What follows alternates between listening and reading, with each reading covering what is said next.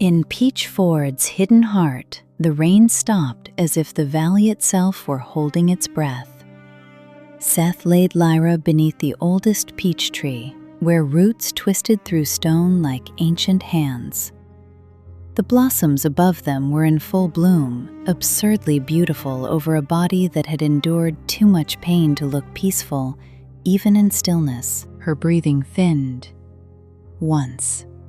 Again. Then nothing.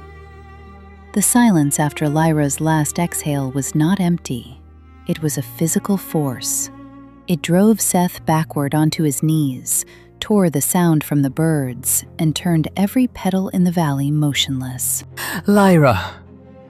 His howl split the low clouds open. It was not a call for help.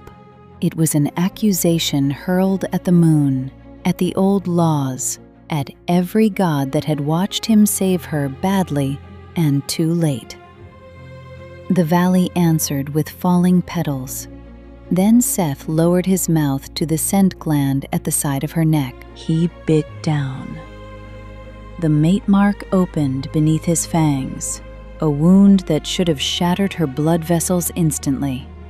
But Seth did not release alpha dominance into her. He turned the force inward, dragging it through his own veins, tearing it away from the throne of his wolf, from the golden furnace that made clans kneel. Blood transfer, sensory miracle. He ripped his wrist open against his teeth and pressed the wound to hers. His blood entered her like molten sunlight forced through a dead root. The valley shook. Beneath Lyra's skin, broken vessels lit gold, then white, then rose red. Her collapsed heart spasmed once, violently enough to arch her body from the ground. Take it, all of it. My power, my years, my memory. Take whatever debt the world demands. The payment began at his eyes. The molten gold dimmed, fading like embers drowned in rain. His shoulders, once carrying the unbearable weight of an apex alpha, trembled under a weakness he had never known. Black hair silvered at the temples, then whitened strand by strand. Every drop of blood that left him carried a season of his life with it. Lyra's body rebuilt itself around the sacrifice. Poison burned out through her pores as silver smoke. The malformed vessels around her heart stretched, cracked, and reformed stronger, threaded with Seth's alpha essence, but not ruled by it. Something long asleep inside her answered, not the absence of a wolf, but a wolf buried so deep the clan had mistaken silence for emptiness.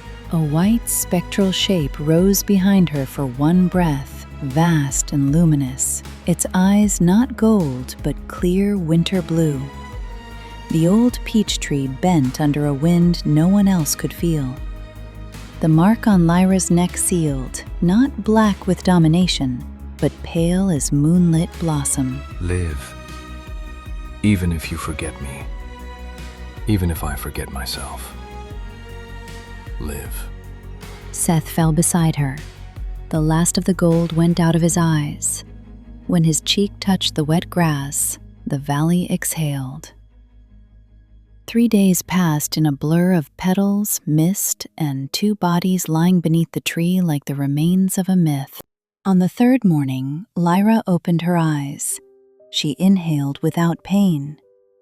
For the first time in her life, her body did not feel borrowed from death. Strength moved under her skin, quiet and terrifying. Her hearing stretched to the river beyond the grove. Her senses filled with moss, rain, bark, old magic, and the faint, beloved scent of cedar reduced to ash. Seth? He lay beside her, transformed. His hair had gone completely white. The face was still his, too beautiful, too sharp, but emptied of command. His lashes fluttered. When he opened his eyes, they were gray, unfocused, and blind. Seth, look at me. I hear you. Are you hurt? No, I am not hurt. Do you know where you are? No, I am sorry. I cannot see, and I do not know your voice. Lyra pressed both hands over her mouth, trapping the sound before it could become a scream. Seth had given the world his power. He had given her his blood. But the final price had been the cruelest one. He had purchased her future with every memory of the love that made him pay. Who are you? The woman he had died saving knelt beside him beneath the peach tree, alive at last, and broke without making a sound.